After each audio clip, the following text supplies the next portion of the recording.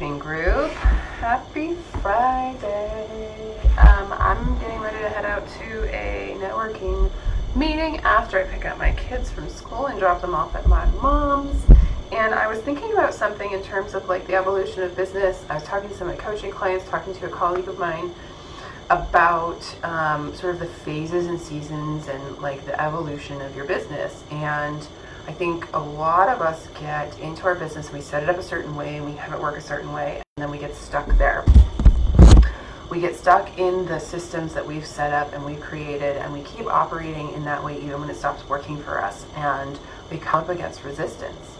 We want to grow in different ways, but we're still doing the same things. Now, what this might show up like is, let's say that as a therapist, you have a lot of openings for consultations all over your schedule because you need to fill your caseload. People can schedule them with one day, and you do a lot of consultation because you have a lot of spots to fill. And you just have a rolling consultations, right? Well, I was talking to a colleague of mine, she now waits until she has at least 3 openings before she even entertains doing consultations, because she set herself up in a way where now anything at full is all the way up to 2 to 3 openings. And those 2 to 3 openings are like bonus, right? She's built her buffer in. What this allows her to do is to manage her consultations in a way that don't constantly pull energy from her business.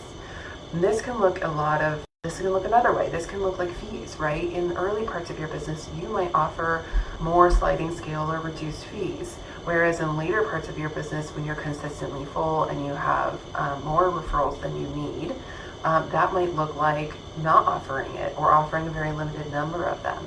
And so what I want to say is that like there's going to be different phases and seasons of your business. The early phases and seasons of your business are going to require certain things of you.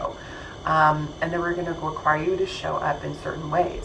As you get further along in your business, it's going to require different things of you. And we need to be able to evolve with our business and the demands of our business in the pace that it grows, right? Early in our business, we're going to do more marketing. Later in our business, we'll do less marketing. And I think, again, a lot of people get stuck in phase 1 and they just kind of stay there. And they stay with the systems and the processes and the policies that they started with because somehow they feel like, well, that's what I'm supposed to do. I've reached a point in my coaching practice now where I don't offer consultation calls just freely. Now I need you guys in order to do consultation calls, I want to have an email exchange first, because I'm noticing that people reach out to me asking for coaching for group practice, and that's not something that I do. And so I want to be able to, both for respect my time and to respect their time, I want to be able to screen ahead. Oh, is this person going to be a potentially good fit client for me or not? And that's true for my therapy practice. That's true for the business coaching that I'm doing. And again, that's because I've entered a new season. And so in your business, in your therapy practice, I want you to be thinking about what season, what phase of business am I in right now? Am I in that early building phase? Am I in the stabilization phase? Am I in the growing into new arenas phase?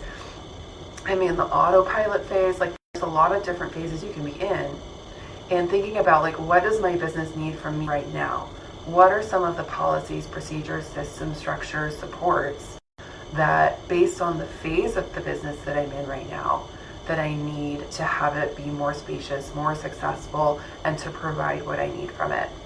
So I just wanted to kind of bring that up and have you guys start thinking about your business in that way, in terms of the phases, and then what does this phase need from me in order to free up my space, in order to allow me to do great work and allow me to continue to grow, if that's your goal. All right, so those are my Friday thoughts. Have a great rest of your night and weekend. I'll see you guys later.